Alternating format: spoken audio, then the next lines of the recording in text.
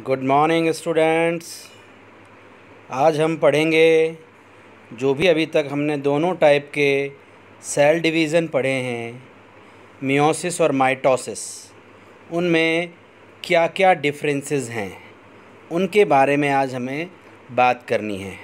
ये पूरा क्वेश्चन आता है, describe the differences between mitosis and meiosis. इसको आप HA में भी करेंगे, ठीक है, क्योंकि हम दोनों पढ़ चुके हैं माइटोसिस क्या होता है, मियोसिस क्या होता है।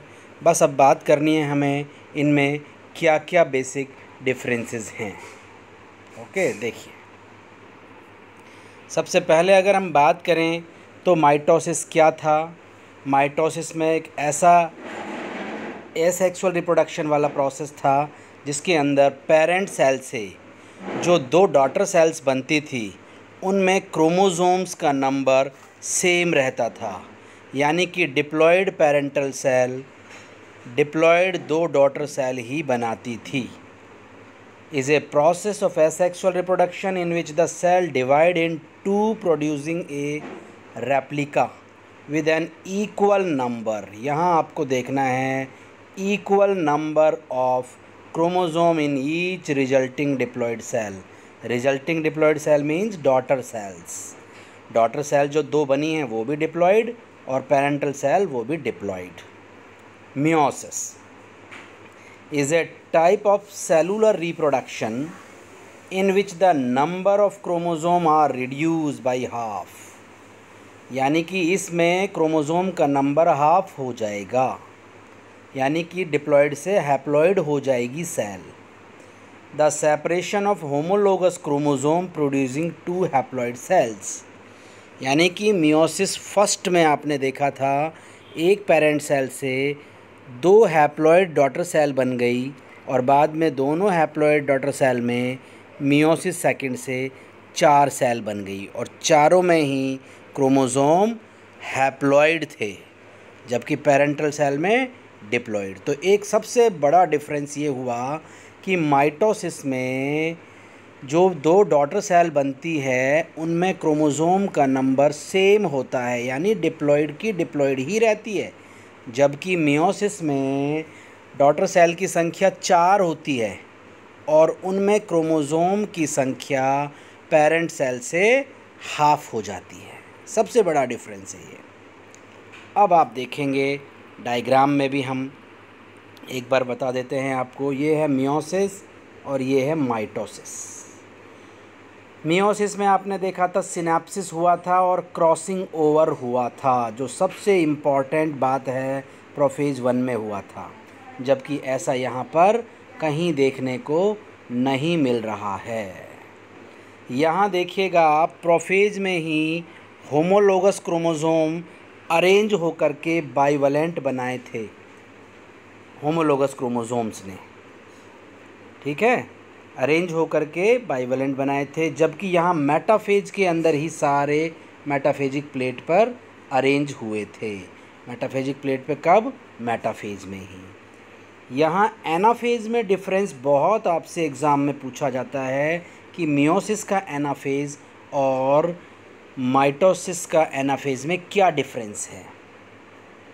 यहाँ आप देखेंगे कि क्रोमोसोम जो होमोलोगस पेयरिंग है वो पेयर ही डिवाइड होके हाफ हाफ हो रहा है, यानी कि एक पेयर का एक भाग यहाँ जा रहा है और दूसरा भाग इधर जा रहा है। जबकि यहाँ आप देखें एक ही क्रोमोसोम है, उसकी सिस्टर क्रोमेटिड्स एक दूसरे से सेपरेट हो रही है, यानी कि डॉटर क्रोमोसोम सेपरेट हो रहे हैं यहाँ तो, और जबकि यहाँ पे पूरा का पूरा क्रोमोसोम जो होमोलोगस पेयर में था वो अलग हो रहा है। Is it clear? यहाँ जो डॉटर सेल बन रही है उनके अंदर पूरा क्रोमोसोम आए हैं, यानी कि हाफ क्रोमोसोम आए हैं, और यहाँ पर हाफ ही आए हैं, यानी कि एक क्रोमोसोम में ही, यानी 46 थे यहाँ पर, सपोज हमने माना यहाँ 46 है, यहाँ पर 46 क्रोमोसोम है, तो 46 में से आपने देखा था एस फेज़ में डुप्लीकेट हो चुका था ये, तो 46 के डबल है यहाँ पर ये, तो इसका हाफ पोर्शन इसमें आ जाएगा, हाफ इसमें आ जाएगा, जबकि यहाँ 46 में से 23 इसमें जाएंगे और 23 इसमें जाएंगे। तो ये बहुत बड़ा डिफरेंस है। यहाँ 4 डॉटर सेल्स बनी हैं जिनमें हाफ क्रोमोज़ोम है, और यहाँ 2 डॉटर सेल बनी हैं जिनके अंदर पूरे उतने ही क्रोमोज़ोम हैं जितनी डॉटर सेल में है। तो देखिए, ये तो आप लिख देंगे तो मार्क्स आपको ऑलमोस्ट पूरे ही मिलेंगे। मेजर डिफरेंसेस तो यही है। Is it clear? ये डायग्राम भी आप बनाएं और उसके साथ साथ आप डिफरेंसेस भी बताएं, लेकिन फिर भी हम एक एक करके अब डिफरेंस की बात कर रहे हैं। क्या क्या डिफरेंसेस हैं आप देखेंगे। माइटोसिस कहाँ होता है? All the body cell including germ cell. देखिएगा, चाहे वो जर्म सेल्स भी हों, क्योंकि आपने देखा होगा पहले स्पर्मेटोगोनिया या ऊगोनियाज मल्टीप्लाई करती है, मल्टीप्लिकेशन फेज में जाती है, तो क्या करती है, सेल का तेज़ी से डिवीज़न करती है, और सारा डिवीज़न क्या होता है, माइटोसिस। लेकिन जब स्पर्म, जैसे हम बात करें रिप्रोडक्टिव सेल है जो जर्म सेल्स हैं, उन्हीं में केवल मियोसिस होंगे, और वो भी कब, जब गैमिट बन रहे होंगे, और ये पूरी बॉडी की सेल में हो रहे हैं, और ये केवल जर्म सेल्स के अंदर ही हो रहे हैं। डेफिनेशन बताया, it is an equational division, यानी कि जितना पेरेंट सेल में क्रोमोसोम उतना ही डॉटर सेल में, और ये रिडक्शनल डिवीज़न, यानी कि पेरेंट सेल में जितने क्रोमोसोम है उसका हाफ डिवीज़न होगा यहाँ। ये डिस्कवर किसने किया है, वेल्डर फ्लेमिंग ने, और ये हार्टविंग ने, ओ हार्टविंग, ऑस्कर हार्टविंग ने डिस्कवर किया है इसको। तो 3 डिफरेंस ये लिखने हैं आपको। फिर टाइप ऑफ रिप्रोडक्शन, आपने देखा है जब सेम की सेम चीज़ ही बनती है, यानी सेम जीनोम ही आता है, तो वो एसेक्सुअल टाइप का रिप्रोडक्शन हुआ, और ये सेक्सुअल रिप्रोडक्शन। ये जेनेटिकली क्या है, बिल्कुल सिमिलर होगा इसमें, यानी जैसा क्रोमोज़ोम एक सेल में जाएंगे वैसे ही क्रोमोज़ोम दूसरी सेल में भी जाएंगे, जबकि यहाँ पर क्रॉसिंग ओवर होने से जीन एक्सचेंज हो जाएंगे और डिफरेंसेस आ जाएंगे, जेनेटिकली ये डिफरेंट होगा। फिर क्रॉसिंग ओवर, माइटोसिस में कोई क्रॉसिंग ओवर नहीं होता है, नो क्रॉसिंग ओवर अकर्स, जबकि यहाँ पर क्रॉसिंग ओवर होता है और जीन यानी क्रोमोज़ोम में मिक्सिंग होती है जीनों की, जो हम पढ़ा चुके हैं आपको पहले ही। अगला डिफरेंस देखें, नंबर ऑफ डिवीज़न, माइटोसिस में केवल एक ही डिवीज़न होता है, जबकि मियोसिस के अंदर 2 होते हैं, meiosis first and meiosis second. Is it clear? अब देखिए आप, पेयरिंग ऑफ होमोलोगस क्रोमोसोम, क्या माइटोसिस में जाइगोटीन में प्रोफेज की जो जाइगोटीन फेज थी, क्या उसमें होमोलोगस क्रोमोसोम ने पेयर बनाए थे? नो। तो no pairing of homologous chromosome, जबकि मियोसिस में जाइगोटीन में क्या पेयरिंग बनी थी? कौन सी मैकेनिज्म से? सिनाप्सिस से। किसने बनवाया था उसे? सिनेप्टोनीमल कॉम्प्लेक्स ने। Is it clear? नेक्स्ट देखिए आप, mother cell. Mother cell mitosis में चाहे हैप्लॉइड भी हो सकती है, डिप्लॉइड भी हो सकती है, लेकिन उनसे जो सेल बनेगी डॉटर सेल, उनमें क्रोमोसोम का नंबर सेम ही रहेगा, जबकि यहाँ डिप्लॉइड में ही मियोसिस होगा, क्योंकि हैप्लॉइड में अगर मियोसिस हो जाएगा तो हैप्लॉइड का हाफ क्रोमोसोम नंबर होता ही नहीं है। एन तो बेसिक सेट है, तो हमेशा डिप्लॉइड में ही होगा या टेट्राप्लॉइड में होगा मियोसिस, जिससे कि उसका हाफ क्रोमोसोम हो सके। Number of daughter cell produced, अभी आपने डायग्राम में देखी, माइटोसिस में 2 डिप्लॉइड डॉटर सेल होगी, जबकि यहाँ हैप्लॉइड में 4 डॉटर सेल प्रोड्यूस होंगी, चारों में क्रोमोसोम का नंबर हाफ। अब आप देखें chromosome number remain same, daughter cell में क्रोमोसोम का नंबर सेम रहेगा, जबकि यहाँ पर हाफ हो जाएगा, जो हम लगातार आपको बताते जा रहे हैं।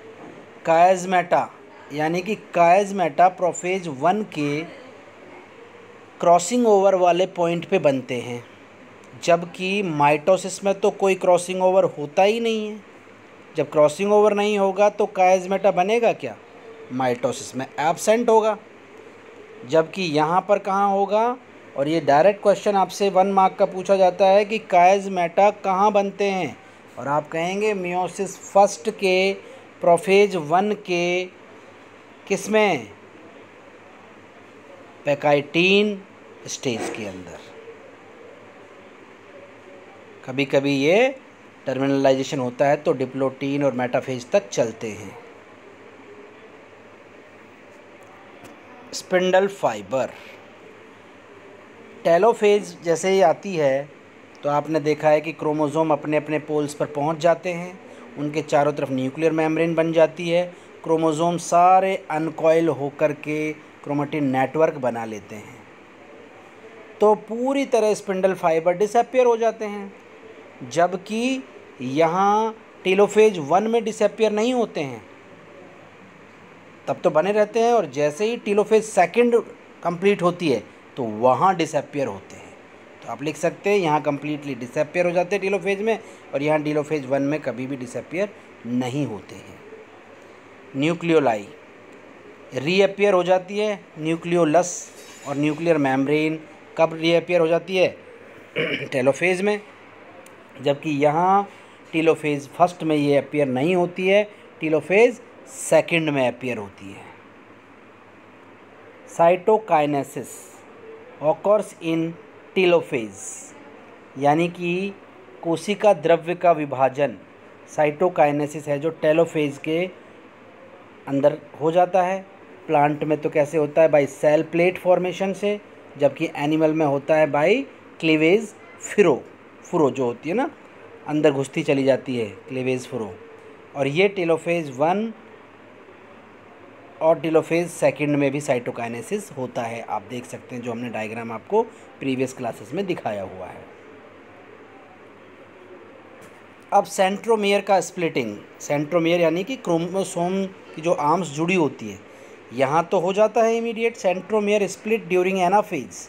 आप देख सकते हैं सेंट्रोमियर है जो एनाफेज में, यहाँ देखिए ये माइटोसिस है, ये सेंट्रोमियर है, ये स्प्लिट हो गया है, एक इधर और एक इधर में स्प्लिटिंग अकर होती है। क्या यहाँ भी हो रहा है सेंट्रोमियर का स्प्लिटिंग? नो, यहाँ तो क्रोमोसोम पूरा का पूरा सेपरेट हो रहा है, तो क्रोमोसोम स्प्लिट नहीं हो रहा, सेंट्रोमियर स्प्लिट नहीं हो रहा है। यहाँ कब होगा, जब एनाफेज 2 आएगा तब होगा। तो आप देखें स्प्लिट ड्यूरिंग एनाफेज, और यहाँ पर do not separate during anaphase 1 but during anaphase 2 में सेपरेट होंगे। प्रोफेज है जो माइटोसिस की सिंपल है और छोटी भी होती है, और इसकी तो बहुत कॉम्प्लिकेटेड होती है और बहुत ज़्यादा लंबी टाइम तक चलती है, क्योंकि उसके अंदर 5 सब फेजेस और होती हैं, लैप्टोटीन, जाइगोटीन, पैकाइटीन, डिप्लोटीन, डाइकाइनेसिस। तो मियोसिस की ये क्या है, कॉम्प्लिकेटेड होती है स्ट्रक्चर प्रोफेज 1 की, जबकि ये बिल्कुल सिंपल होती है। सिनैप्सिस आपने देखा, यहाँ तो कोई पेयरिंग नहीं हुई तो कोई सिनैप्सिस नहीं हो रहा है, जबकि यहाँ पर होमोलोगस क्रोमोसोम्स के बीच में सिनैप्सिस हो रहा है। सिनैप्सिस टेक्स प्लेस ड्यूरिंग प्रोफेज, जबकि वहाँ कोई सिनैप्सिस जैसी चीज़ें नहीं होती है। Exchange of gametes, 2 chromatids of A chromosome do not exchange segment during prophase, यानी कि क्रॉसिंग ओवर का कोई क्रोमोसोमल एक्सचेंज नहीं होता है, जबकि यहाँ पर chromatids of 2 homologous chromosome exchange segment during crossing over. और ये लास्ट अब देखेंगे फंक्शन। माइटोसिस का फंक्शन क्या होता है, ये सेलुलर रिप्रोडक्शन करती है and general growth and repair करती है बॉडी की। देखिए जब हम कभी एक सेल के थे, जाइगोट थे, तो और आज जो हमारे अंदर लाखों करोड़ों बिलियंस ऑफ सेल्स हैं, वो सारे कौन से डिवीज़न से बनी हैं, माइटोसिस से। तो माइटोसिस क्या करता है कि सेल डिवीज़न करके बॉडी की ग्रोथ करता है, और कहीं घाव लग जाता है, घाव हो जाता है हमें, तो सेल डिवाइड करके उसको हील भी करती है। जबकि मियोसिस में क्या होगा, टेक्स पार्ट इन फॉर्मेशन, पहली बात तो इसका रोल कहाँ हुआ, गैमेट फॉर्मेशन में होगा, और गैमेट में क्रोमोसोम हाफ होंगे, बाद में वो मिलेंगे, जाइगोट बनेगा तो जाइगोट में क्रोमोसोम के नंबर को कांस्टेंट करने का काम भी किसका होगा? मियोसिस का होगा। आपको पता है कि मियोसिस में क्या होगा? क्रॉसिंग ओवर होगा तो वेरिएशंस आएंगे तो नई स्पीसीज़ बनेंगी, और नई स्पीसीज़ बनने को हम क्या कहेंगे? स्पेसिएशन। इवोल्यूशन के लिए जगह या नई स्पीसीज़ बनने के लिए कौन मदद करेगा? मियोसिस। तो ये सारे डिफरेंसेस थे आपके माइटोसिस और मियोसिस में, जिसे आप डायग्राम बना करके ये सारे डिफरेंसेस आपने अगर सारी क्लासेस देखी होंगी तो अपने आप ही आप कर देंगे। लेकिन पूरा एक बड़ा क्वेश्चन आता है कि दोनों में डिफरेंसेस बताइए, और शॉर्ट नोट्स पे भी क्वेश्चन पूछा जाता है कि मेटाफेज़ माइटोसिस की और मियोसिस की में क्या डिफरेंस है, एनाफेज़ फर्स्ट में और माइटोसिस के एनाफेज़ में क्या डिफरेंस है, डायग्राम से आपको एक्सप्लेन करना होगा। तो आज के लिए इतना ही। अब हमारा पूरा सेल बायोलॉजी यहाँ पर ख़त्म हो जाता है, सेल डिवीज़न भी पूरा ख़त्म हो जाता है। नेक्स्ट क्लास में हम थर्ड हमारी जो यूनिट है उसे हम स्टार्ट करेंगे। Thank you. और हाँ, एक आपको जितना भी HA दिया जा रहा है उसको आप सॉल्व करके मेरे मेल पे आप सबमिट करेंगे। Thank you.